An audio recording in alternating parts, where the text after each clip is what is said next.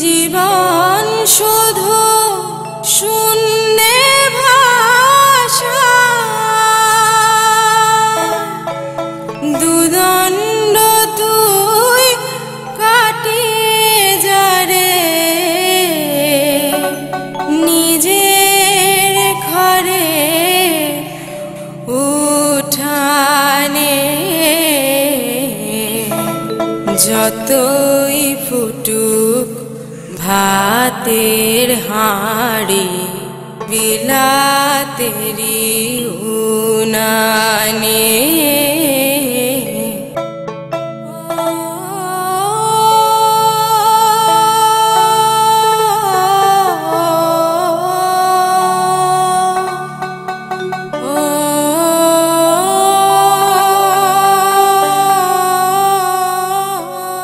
স্নেহের টুম্পা, আশা করি তুমি ভালোই আছো।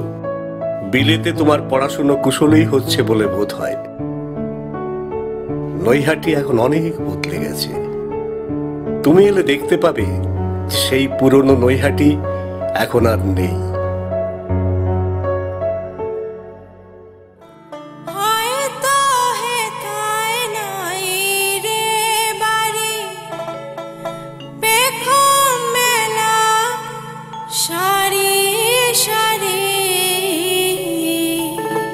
মাটি ঘরে মায়ের আদর করিস না রে তারে, আরে দুদণ্ড তুই কাটিয়ে যারে নিজের ঘরের উঠানে। পাড়ার ভাগ্নের চায়ের দোকানের কালো ডেচকিতে এখন আর চা বসে না। উৎপলদের বাড়ির দালানে প্রতিদিন যে আড্ডা বসত বিকেলে, তাও আর বসে না। এভাবেই সময়ের সাথে বদলেছে মানুষ, বদলেছে শহর, এবং সাথে বদলেছে মৃগয়া, আমাদের মৃগয়া।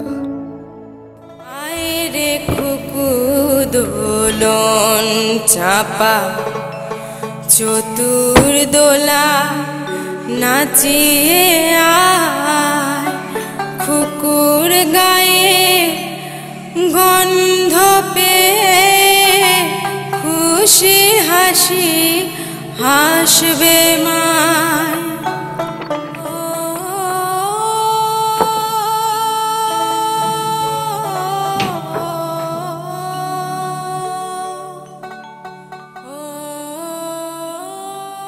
মৃগয়ার এখনো দেখাশুনো করার ভার রমাকান্তর হাতেই। রমাকান্তকে মনে পড়ে তোমার?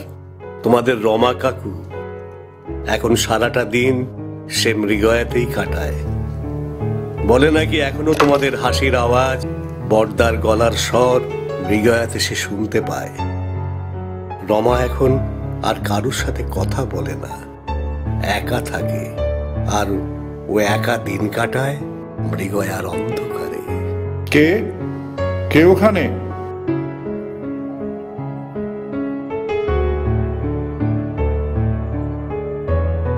চিনতে পারছো আমি রমা কাকু? তোকে চিনবো না রে টুম্পা? সারাটা দিনই তো তোদের নিয়েই থাকি। এত দেরি করলি কেন রে মা আসতে?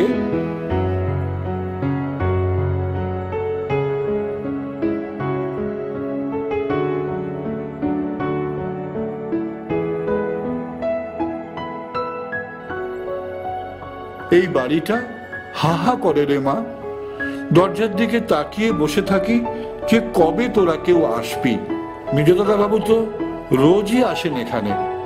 তুই এসেছিস জানলে খুবই খুশি হবেন। যাকে সেসব কথা, অনেক দূর থেকে এসেছিস, বস, দেখি ঘরে কিছু খাবার আছে নাকি।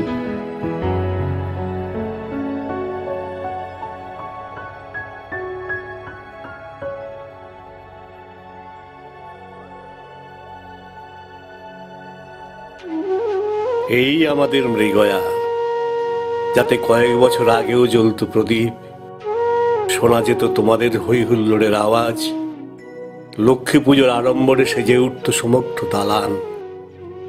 আজ সেখানে শুধুই অন্ধকার, অন্ধকার আগাছায় ঢেকে গিয়েছে মৃগয়া। পড়ে আছে কতগুলো ইটের স্তূপ, ছেঁড়া ক্যালেন্ডার এবং অশ্বত্থ গাছ।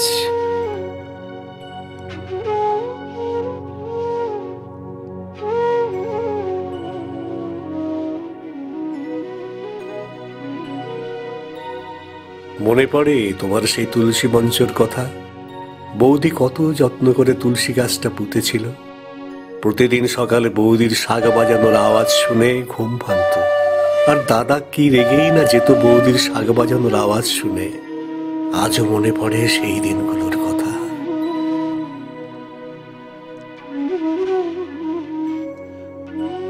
বাড়ির প্রতিটা কোণেই এখন গাঢ় অন্ধকার, আর দাদার পুরনো স্মৃতি, দাদার পড়ার ঘরের দেওয়াল আলমারিটাও এখন আর ঠিক নেই, সেটাও ভেঙে পড়েছে।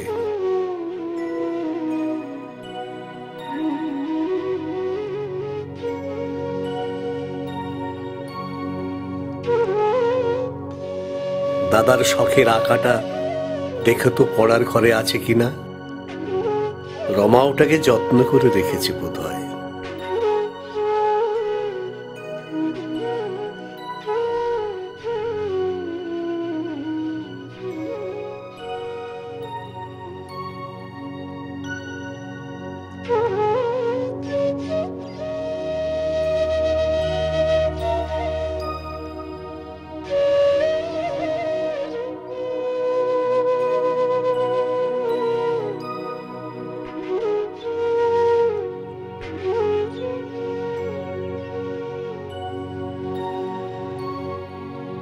সেদিন গিয়ে দেখলাম সামনে পুজো আসছে বলে রমা নিজে হাতে বাড়ির জঙ্গলগুলো যতটা সম্ভব কেটেছে। দেখে অবাক লাগে যে রমা আজও অপেক্ষা করে মৃগয়াত দাদার জন্য।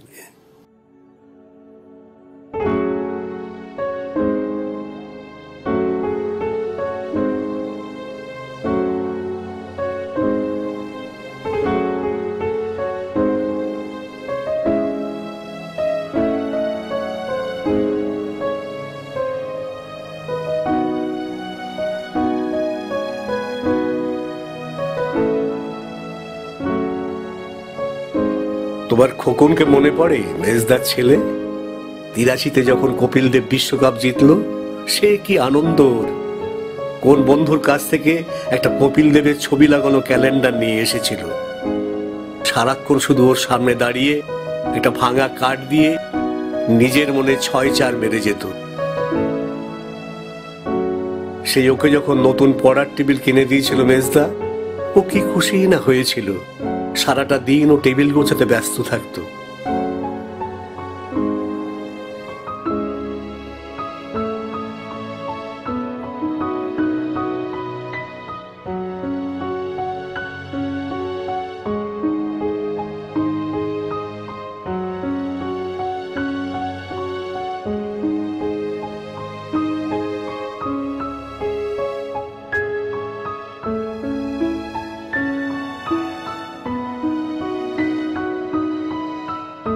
আর ওর সেই স্বাদের কাঁসার গ্লাস যেটা বড়দা ওকে দিয়েছিল, রমা এখনো গ্লাসটাকে সযত্নে রেখে দিয়েছে। সেই দুধ ভর্তি গ্লাস নিয়ে খোকনের কত কীর্তি না আছে। এখনো সেই ছেলে দিন গেলে হয়তো একবার কথা বলে, কিংবা তাও না।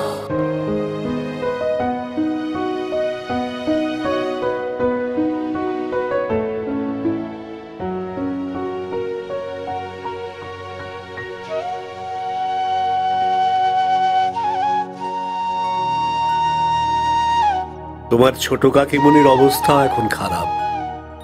এখন আমি পাশে বসে কথা বলেই যাই, কিন্তু ওর কোনো প্রত্যুত্তর পাই না।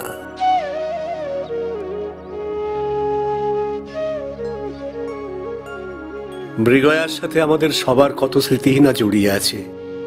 তোমাদের হই হুল্লোড়, দাদার পড়াশুনো, দালানের পুজো, পুজোর ভোগ, সন্ধ্যা আরতি, হঠাৎই সব শেষ হয়ে গেল।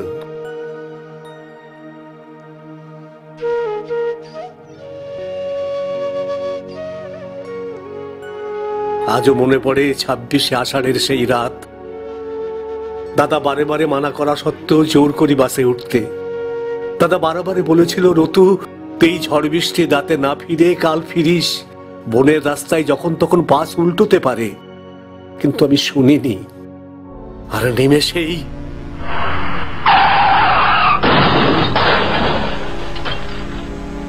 শেষ হয়ে গেল 8টা তাজা প্রাণ।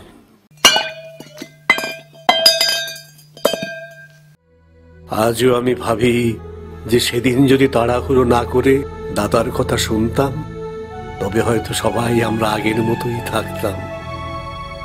এই ভুলের মাসুল আমায় সারাটা জীবন গুনতে হবে আমি জানি। তাই হয়তো লজ্জায় তোমার সামনে আজও আসতে পারি না।